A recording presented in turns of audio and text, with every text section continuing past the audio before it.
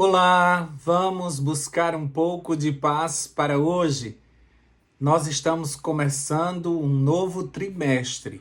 Nós estaremos estudando por 3 meses um mesmo assunto, que são as cartas aos Coríntios. A primeira carta e a segunda. E nesta semana em especial, nós vamos estudar sobre o ministério de Paulo em Corinto. Tá bom?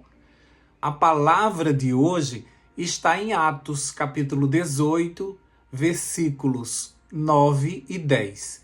E dizem assim: Certa noite, Paulo teve uma visão em que o Senhor lhe disse: Não tenha medo. Pelo contrário, fale e não fique calado, porque eu estou com você. E ninguém ousará lhe fazer mal, pois tenho muito povo nesta cidade. Jesus tem muito povo dele na tua cidade.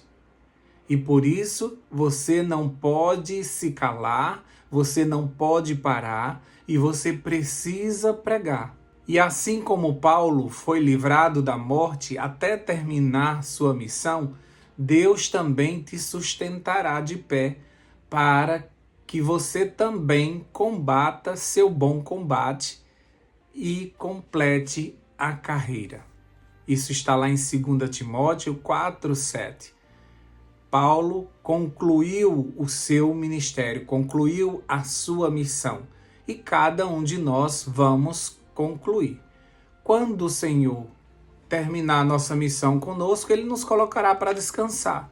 Senão, nós estaremos de pé até que esse céu se rasgue e Jesus volte.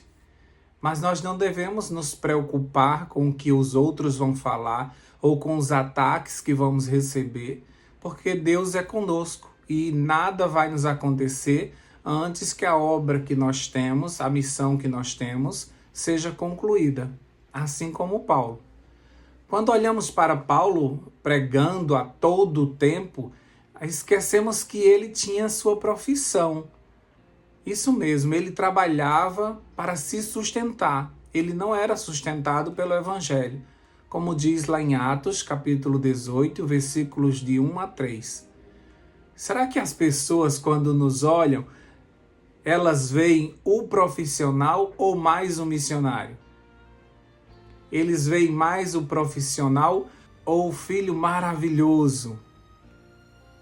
Eles veem mais o profissional ou o amigo presente? Paulo é lembrado até hoje como um fabricante de tendas ou como um grande missionário? Até mesmo quando ele estava preso, ele não ficava ocioso e ele escrevia cartas para animar e orientar o povo de Deus. Não temos desculpas. Diante desse testemunho de Paulo e diante da grandiosidade do nosso chamado. Claro que a nossa profissão, por enquanto, será o nosso sustento financeiro.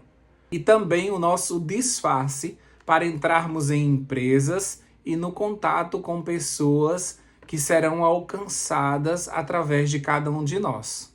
Então a nossa profissão ela é apenas um meio, nossa grande função aqui na Terra é pregar o Evangelho. Por isso que Paulo não é lembrado como fabricante de tenda. E muitas vezes a gente o trata como se ele recebesse do ministério, porque ele se dedicava demais à pregação do Evangelho. Mas ele tinha uma profissão. Então nós que temos uma profissão não podemos usar ela como desculpa para dizer: mas eu trabalho, então eu não tenho tanto tempo assim para pregar o Evangelho. A nossa empresa, onde nós trabalhamos, as pessoas que entramos em contato, esse é o nosso grande campo missionário, se passamos a maior parte do tempo nesses lugares. E quando a gente sai, a gente tem a nossa família, nós temos vizinhos, não tem desculpa, tá bom? Paulo é a prova viva disso, que até mesmo preso, ele escrevia carta. Então até você doente, em cima de uma cama, você consegue mandar uma mensagem para alguém, uma oração, um versículo bíblico. Não tem desculpa. Você precisa desenvolver o seu ministério, aquilo que o Senhor confiou nas tuas mãos. Muitas pessoas pensam que eu sou pastor, algumas pessoas insistem com isso. E de tanto eu corrigir, os meus pastores já me orientaram: Rogério, deixa quieto, porque de todo jeito você é pastor, porque você cuida de muitas pessoas. E por isso eu nem mais desminto as pessoas, eu fico calado, porque elas insistem que eu sou pastor e elas pensam que eu estou ali trabalhando com o evangelho 24 horas. Então elas mandam mensagem para mim, elas ligam para mim, elas querem falar comigo. E eu sempre aviso: gente, eu trabalho o dia todo, eu só chego em casa à noite. Então por isso que eu não tenho tanto tempo para responder as mensagens, atender telefones. Mas que bom que as pessoas veem esse meu trabalho missionário como o principal. As pessoas nem sabem que eu sou contador. E eu sou funcionário público e trabalho o dia todo. Então as pessoas esquecem da minha profissão e veem em mim apenas o missionário, o pregador. E eu fico feliz com isso. Que bom que as pessoas têm essa visão de mim. Mas eu quero que elas tenham essa visão de todos vocês. Que todos, quando precisarem de uma oração, lembrem de você. Quando eles precisarem de uma palavra, lembrem de você. Quando eles quiserem ir conhecer a igreja, eles lembrem de você, porque você é a cara do evangelho, como Paulo. Paulo parecia que só vivia da missão. Isso é maravilhoso, porque isso é sinal de que Deus tem nos envolvido nesse projeto de uma forma tão poderosa que as pessoas nos associam logo à religião, ao evangelho. Mas voltando para a igreja de Corintos, era uma igreja problemática. Você conhece alguma comunidade cristã que não tenha problemas? Eu não conheço. E olha que eu frequento muitas igrejas. E eu sei que todas elas têm problema. Porque onde está o ser humano, tem problema. E nós temos criações diferentes, nós somos pessoas diferentes, nós pensamos diferente e nós temos a nossa forma didática de aprendermos diferentes. Então, cada um vê de uma forma diferente. O mesmo ensinamento, eles veem de forma diferente. E cada um tem uma opinião. E isso muitas vezes gera confusão e gera divisões e diferenças. Claro que na oração, através do Espírito Santo, a gente se une para continuar a caminhada. Mas toda a igreja, toda a comunidade cristã tem problemas, sim. E a igreja de Coríntios tinha muitos problemas, que precisava das orientações divinas, e Deus usou Paulo para aconselhar, e ainda ele deixou isso de forma registradas em cartas, porque hoje, em 2026, nós estamos estudando 2 cartas que ele deixou.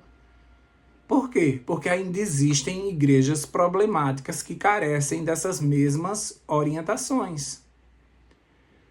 No nosso manual diz assim, Paulo enfrentou os desafios de Corinto com a mensagem da cruz. 1 Coríntios, capítulo 2, versículo 2 diz isso. Ele enfrentou tudo com a mensagem da cruz. Cristo era o centro de suas mensagens. E Cristo crucificado e ressuscitado. Então, não faça diferente.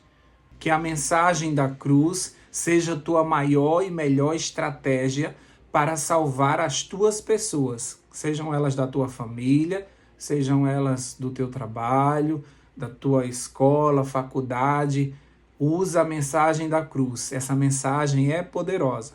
E você vai ver Paulo pregando sempre sobre Jesus. E não doutrinas, que muitas vezes a gente se preocupa em apresentar as doutrinas da nossa igreja para as pessoas. Elas não estão nem um pouco interessadas nisso. Até porque isso não salva ninguém.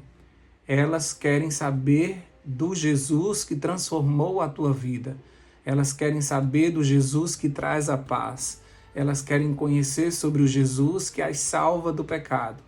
Então apresenta Jesus, faz como Paulo. Seja você um representante de Cristo aqui na terra, contando sobre o plano da salvação. Que Deus te abençoe e que esse estudo seja uma bênção para o nosso crescimento espiritual. Vamos orar? Deus querido, nós te agradecemos por esse novo dia. Te agradecemos por esse novo dia. Obrigado porque as tuas misericórdias foram renovadas nesta manhã. Obrigado porque o sono que tivemos também reparou as nossas forças e por isso nós estamos aqui para te buscar, para apresentarmos ao Senhor as nossas orações, sejam elas através de pedidos, agradecimentos ou louvores ao Senhor, que tem sido tão bom conosco. Obrigado pela vida de Paulo, que nos deixou um exemplo maravilhoso de como sermos um missionário, um pregador do teu evangelho. Obrigado, Senhor Deus, porque mesmo na cadeia, mesmo nos açoites, nos naufrágios, nas tribulações, ele não parou, ele foi perseverante, porque ele sabia que a sua pátria não era aqui. E ele precisava, durante toda a sua vida, pregar o evangelho para cumprir a sua missão e para poder descansar em paz, na certeza de que combateu o bom combate. Assim como Paulo foi conhecido como missionário e não por sua profissão, nós também queremos ser conhecidos pela nossa disposição em pregar o evangelho, queremos ser conhecidos por tua palavra, como alguém que propaga a tua palavra, como alguém que é cheio do Espírito Santo, como alguém que teve sua vida transformada e quer ajudar outras pessoas a serem transformados também. Fica conosco nesse novo dia, orienta-nos através da tua palavra, que possamos ser bênção, pelo menos para uma pessoa nesse novo dia. Em nome de Jesus nós oramos e já te agradecemos. Amém, amém e amém. Paz para hoje é o que eu desejo para você.